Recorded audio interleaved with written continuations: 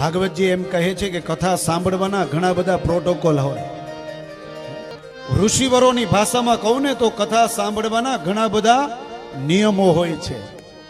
આ કથામાં તો આપણા પ્રિન્સિપાલો પણ શિક્ષકો પણ બેઠા છે, અજ્ઞાનીજનો બેઠા છે. આમાં તો એક વાત કરું કે જ્યારે આપણે ધ્વજવંદન કરતા હોઈએ છીએ ત્યારે આપણે કઈ અવસ્થામાં ઊભા હોઈએ છીએ મયુરભાઈ? સાવધાન અવસ્થામાં ઊભા હોય ને. અને સાવધાન થઈને તમે ઊભા હો ને ત્યારે તમારું અંગ પણ હલવું ન જોઈએ અને તમારા શબ્દ પણ બોલાવા ન જોઈએ. જો આપણે ધ્વજવંદન કરતા હોય ને સાવધાન થઈને ઊભતા હોય ને તો આ આપણી કથા છે ને, આમાં ભાગવતજીમાં બતાવ્યું છે કે સાવધાન ત્વયા શૃણુ. આ કથા સાંભળવાની જ પણ સાવધાન થઈને સાંભળવાની છે. આ કથા મંડપમાં વાતો નથી કરવાની. વાતો કરવાનો સમય એ સમય પણ આપેલો છે. સવારે તમે વહેલા જાગી જાઓ, 9 વાગ્યા સુધી તમારા પાસે વાતો કરવાનો સમય છે. બપોરે 12 થી 3 વાતો કરવાનો સમય છે.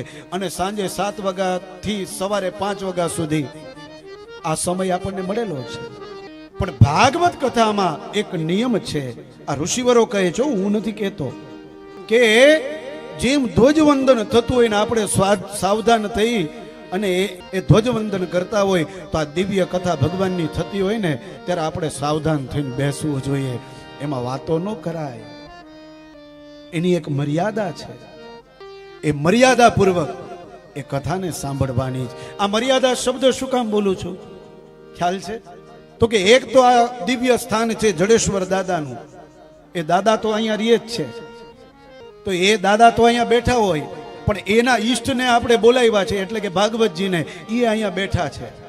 તો દાદાના ઈષ્ટનું જો વાતો કરીને અપમાન થાય, મર્યાદા ચૂકાય, તો એ ભોળાનાથને ગમે? એ ન ગમે. એટલા માટે કહું છું કે જો ભોળાનાથને ન ગમે તો કૃષ્ણને પણ એવી રીતે ન ગમે, કારણ કે કૃષ્ણના ઈષ્ટ ભગવાન ભોળાનાથ છે. ભોળાનાથને ન ગમે ને એ પાછા પોતાની જગ્યાએ એમાં મંદિરમાં જઈને બેસી જાય તો કૃષ્ણને એમ થાય કે મારા ભોળાનાથ મારી કથા સાંભળવા આવ્યા હતા અને અહીંયા વાતું થઈ એટલે ભગવાન વયા ગયા, તો એને ન ગમે. તો જો હરિ અને હરને એ ઈષ્ટદેવોને ન ગમતું હોય એવું કાર્ય આપણે કરાય? એવું આપણે ન કરાય. તો કથા મંડપમાં એક મર્યાદા હોય. પેલી મર્યાદા વાતો ન થવી જોઈએ.